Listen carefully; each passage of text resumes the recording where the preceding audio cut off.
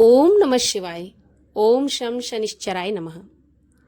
क्या आप जानते हैं कि अगर शनि देव को प्रसन्न करना है तो शनि देव की पूजा ही नहीं बल्कि हनुमान जी की पूजा करके, भगवान शिव की पूजा करके भी हम शनि देव को प्रसन्न कर सकते हैं। इसके अलावा चींटियों को आटा खिलाकर भगवान शनि देव पर तेल तिल काला वस्त्र अर्पित करके, गरीबों की सहायता करके, सत्य के मार्ग पे चल के भी शनि देव को प्रसन्न किया जा सकता है। अगर शनि देव की साढ़े साती या शनि देव की दशा महादशा से बचने के लिए अगर कोई उपाय है तो वो है धर्म और सत्य के मार्ग पे चलना। अगर हम पूरी निष्ठा से धर्म और सत्य के मार्ग पे चलते हैं तो शनि देव स्वतः ही प्रसन्न हो जाते हैं। और साथ ही साथ शनि देव की कथा सुनने से भी शनि देव प्रसन्न होते हैं। चाहे हम व्रत करें या ना करें, कथा अवश्य सुननी चाहिए। और आज के वीडियो में हम आपको शनिवार व्रत की कथा सुनाने जा रहे हैं। अगर कथा अच्छी लगे तो लाइक करके शेयर अवश्य कर दीजिए। साथ ही कमेंट में अपने विचार भी अवश्य लिखिए। चैनल को भी सब्सक्राइब कर लीजिए क्योंकि आप हमारे चैनल पर सभी प्रकार की व्रत कथाएं सुन सकते हैं। तो चलिए शुरू करते हैं शनिवार व्रत की कथा। एक बार की बात है, एक समय सूर्य, चंद्रमा, मंगल, बुध, बृहस्पति, शुक्र, शनि, राहु और केतु इन सभी ग्रहों में आपस में झगड़ा हो गया कि हम सब में से बड़ा कौन है। सब अपने आप को बड़ा कहते थे। जब आपस में कोई निश्चय नहीं हो सका तो सबके सब आपस में झगड़ते हुए इंद्र के पास गए और कहने लगे कि आप तो सभी देवताओं के राजा हो, इसीलिए आप हमारा न्याय करके हमें ये बतलाइए कि हम 9 ग्रहों में से सबसे बड़ा कौन है। राजा इंद्र तो इनका प्रश्न सुनकर घबराई गए और कहने लगे कि मुझ में ऐसा सामर्थ्य नहीं है जो मैं किसी को बड़ा या छोटा बताऊं। मैं अपने मुख से कुछ नहीं कह सकता। हाँ, एक उपाय अवश्य बता सकता हूँ। इस समय आप पृथ्वी लोक पर जाइए। वहां पर राजा विक्रमादित्य सभी के दुखों का और समस्याओं का निवारण करते हैं, इसलिए तुम सब मिलकर उन्हीं के पास जाओ, वही तुम्हारे दुखों का निवारण करेंगे। ऐसा वचन सुनकर सभी ग्रह देवता चलकर भूलोक में राजा विक्रमादित्य की सभा में जाकर उपस्थित हुए और अपना प्रश्न राजा के सामने रखा। राजा उनकी बात सुनकर बड़ी चिंता में पड़ गए कि मैं अपने मुख से किसको बड़ा और किसको छोटा बताऊं। जिसको छोटा बताऊंगा वही क्रोध करेगा। परंतु उनका झगड़ा निपटाने के लिए उन्होंने एक उपाय सोचा। उन्होंने सोना, चांदी, कांसा, पीतल, शीशा, रांगा, जस्ता, अभ्रक और लोहा इन 9 धातुओं के 9 आसन बनवाए। सब आसनों को क्रम से, जैसे कि सोना सबसे पहले और लोहा सबसे आखिरी में बिछाया गया। और राजा ने सभी ग्रहों से कहा कि आप सब अपने अपने आसन पर विराजमान हो जाइए। जिसका आसन सबसे आगे वह सबसे बड़े और जिसका आसन सबसे पीछे वह सबसे छोटा जानिए। अब क्योंकि लोहा सबसे पीछे था और वह शनिदेव का आसन था, इसलिए शनिदेव समझ गए कि राजा ने मुझको सबसे छोटा बना दिया। इस पर शनिदेव को बड़ा क्रोध आया और शनिदेव ने राजा से कहा कि राजा, शायद तू मेरे पराक्रम को जानता नहीं है। सूर्य एक राशि पर 1 महीना रहते हैं, चंद्रमा 2.25 दिन, मंगल 1.5 महीना, बृहस्पति 13 महीने, बुध और शुक्र 1 महीने, परंतु मैं एक राशि पर 2.5 अथवा 7.5 साल तक रहता हूँ। बड़े बड़े देवताओं को भी मैंने भीषण दुख दिया है। राजन सुनो, जब राम जी को 7.5 आई तो उन्हें वनवास हो गया, और जब रावण पर आई तो राम और लक्ष्मण ने सेना लेकर लंका पर चढ़ाई कर दी और रावण के कुल का नाश कर दिया। अब राजा तुम सावधान रहना। तो राजा कहने लगा कि जो कुछ भाग्य में होगा देखा जाएगा। उसके बाद सभी ग्रह तो प्रसन्नता के साथ वहां से चले गए, परंतु शनिदेव बड़े क्रोध के साथ वहां से पधारे।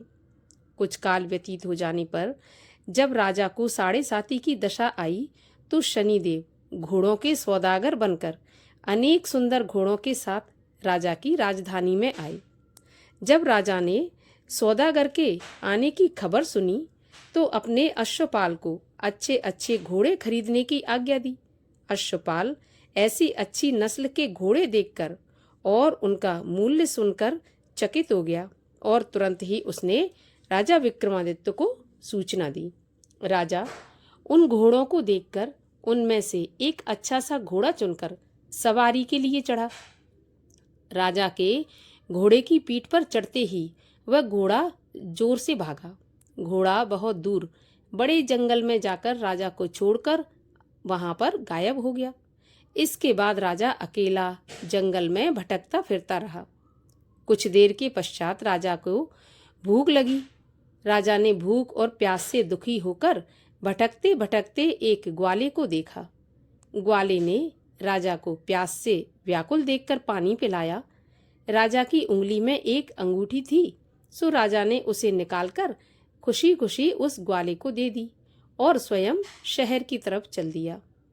राजा शहर में पहुंचकर एक सेठ की दुकान पर जाकर बैठ गया और अपने आप को उज्जैन का रहने वाला और अपना नाम बीका बता दिया। सेठ ने उसको कुलीन मनुष्य समझकर जल इत्यादि पिलाया। भाग्यवश उस दिन सेठ की दुकान पर बिक्री बहुत अच्छी हो गई। तब सेठ उसको भाग्यवान पुरुष समझकर भोजन कराने के लिए अपने साथ ले आया।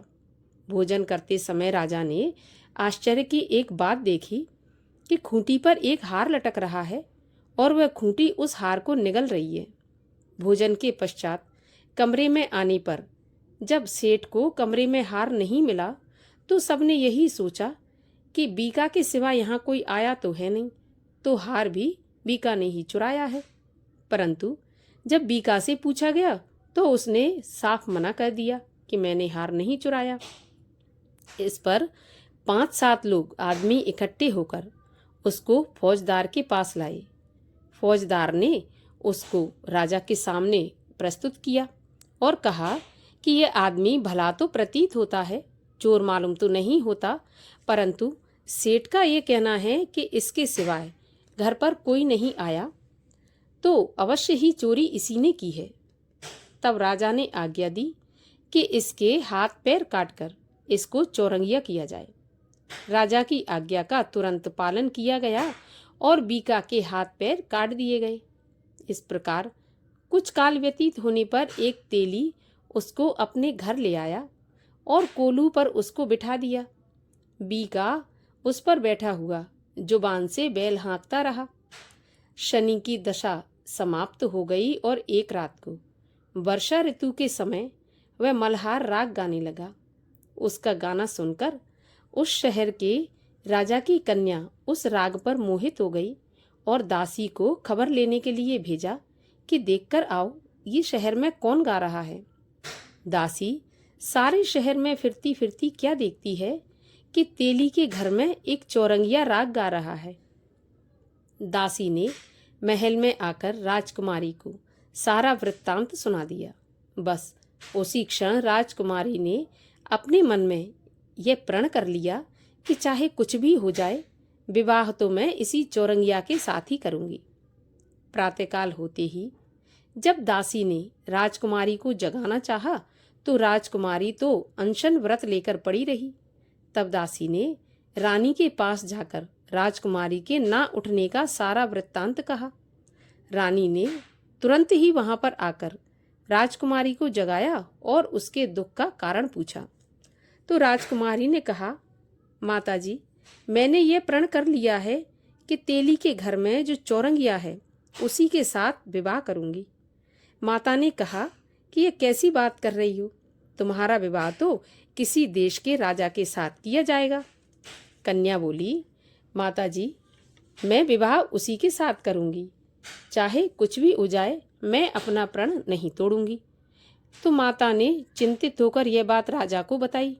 जब महाराज ने भी आकर ये समझाया कि मैं अभी देश देशांतर में अपने दूत भेजकर सुयोग, रूपवान एवं बड़े से बड़े गुणी राजकुमार के साथ तुम्हारा विवाह करूंगा, ऐसी बात तुमको नहीं सोचनी चाहिए। तो कन्या ने कहा, पिताजी, मैं अपने प्राण त्याग दूंगी, परंतु किसी दूसरे से विवाह नहीं करूंगी। इतना सुनकर राजा ने क्रोध से कहा कि यदि तेरे भाग्य में ऐसा ही लिखा है तो जैसी तेरी इच्छा हो वैसा ही कर। राजा ने तेली को बुलाकर कहा कि तेरे घर में जो चौरंगिया है उसके साथ मैं अपनी कन्या का विवाह करना चाहता हूँ। तेली बोला, ये कैसे हो सकता है महाराज? कहाँ आप हमारे राजा, कहाँ मैं एक नीच तेली। परंतु राजा ने कहा कि भाग्य के लिखे को कोई नहीं टाल सकता, अपने घर जाकर विवाह की तैयारी करो। राजा ने उसी समय तोरण और बंधनवार लगवाकर अपनी राजकुमारी का विवाह चौरंगिया बना विक्रमादित्य के साथ कर दिया। रात्रि को जब विक्रमादित्य और राजकुमारी महल में सोए तो आधी रात के समय शनिदेव ने विक्रमादित्य को स्वप्न दिया और कहा कि राजा कहो, मुझको छोटा बताकर तुमने कितना दुख उठाया है। तो राजा ने क्षमा मांगी और शनिदेव ने प्रसन्न होकर विक्रमादित्य को हाथ पैर वापस दे दिए। तब राजा ने शनिदेव से कहा कि महाराज, मेरी प्रार्थना स्वीकार करें। जैसा दुख आपने मुझे दिया ऐसा किसी और को नहीं देना। शनिदेव ने कहा कि तुम्हारी यह प्रार्थना स्वीकार है। जो मनुष्य मेरी कथा सुनेगा या कहेगा उसको मेरी दशा में कभी किसी प्रकार का दुख नहीं होगा, और जो नित्य ही मेरा ध्यान करेगा या चींटियों को आटा डालेगा उसके सारे मनोरथ पूर्ण होंगे। इतना कहकर शनिदेव अपने धाम को चले गए। राजकुमारी की आंख खुली और उसने राजा के हाथ पांव सलामत देखे तो उसके आश्चर्य का ठिकाना नहीं रहा। उसको देखकर राजा ने अपना सारा हाल कहा कि मैं उज्जैन का राजा विक्रमादित्य हूँ। ये बात सुनकर राजकुमारी अत्यंत प्रसन्न हुई। प्रातःकाल राजकुमारी से उसकी सखियों ने पूछा तो उसने अपने पति का सारा वृत्तांत कह सुनाया। तब सबने प्रसन्नता प्रकट की और कहा कि ईश्वर ने आपकी मनोकामना पूर्ण कर दी। जब उस सेठ ने यह बात सुनी तो वह विक्रमादित्य के पास आया और राजा विक्रमादित्य के पैरों में गिरकर क्षमा मांगने लगा कि आप पर मैंने चोरी का झूठा दोष लगाया, अतः आप मुझको जो चाहे सजा दें। राजा ने कहा कि मुझ पर शनिदेव का कोप था, इसी कारण ये सब दुख मुझको प्राप्त हुआ। इसमें तुम्हारा कोई दोष नहीं है। तुम अपने घर जाकर अपना काम करो। सेठ बोला, मुझे तभी शांति होगी जब आप मेरे घर चलकर प्रीतिपूर्वक भोजन करोगे। राजा ने कहा कि ठीक है, जैसी आपकी इच्छा। सेठ ने अपने घर जाकर अनेक प्रकार के सुंदर भोजन बनवाए और राजा विक्रमादित्य को प्रीति भोज कराया। जिस समय विक्रमादित्य भोजन कर रहे थे, एक अत्यंत आश्चर्य की बात सबको दिखाई दी कि जो खूंटी पहले हार निगल रही थी अब वह हार उगल रही है। जब भोजन समाप्त हो गया तो सेठ ने हाथ जोड़कर बहुत सी मोहरें राजा को भेंट की और कहा कि मेरे श्री कंवर नाम की एक कन्या है, आप उसका पाणी ग्रहण करिए। इसके बाद सेठ ने अपनी कन्या का विवाह राजा के साथ कर दिया और बहुत सा दान दहेज आदि दिया। इस प्रकार कुछ दिनों तक वहां निवास करने के पश्चात विक्रमादित्य ने शहर के राजा से कहा कि अब मेरी उज्जैन जाने की इच्छा है। फिर कुछ दिन के बाद विदा लेकर राजकुमारी मन भावनी, सेठ की कन्या श्री कंवरी तथा दोनों जगह के दहेज में प्राप्त अनेक दास दासी, रथ और पालकियों सहित राजा विक्रमादित्य उज्जैन की तरफ चल पड़े। जब शहर के निकट पहुंचे और नगरवासियों ने राजा के आने का समाचार सुना तो समस्त उज्जैन की प्रजा अगवानी के लिए आई। तब बड़ी प्रसन्नता से राजा अपने महल में पधारे। सारे शहर में बड़ा भारी महोत्सव मनाया गया और रात्रि को दीपमाला भी की गई। दूसरे दिन राजा ने शहर में ये सूचना कराई कि शनि देवता सभी ग्रहों में सबसे ऊपर हैं। मैंने इनको छोटा बताया, इसी से मुझको ये दुख प्राप्त हुआ है। इस कारण सारे शहर में सदा शनिदेव की पूजा और कथा होने लगी। राजा और प्रजा अनेक प्रकार के सुख भोगती रही। जो कोई शनिदेव की इस कथा को पढ़ता है या सुनता है, शनिदेव की कृपा से उसके सारे दुख दूर हो जाते हैं। शनिवार के दिन इस कथा को अवश्य पढ़ना चाहिए या सुनना चाहिए। बोलिए शनिदेव महाराज की जय।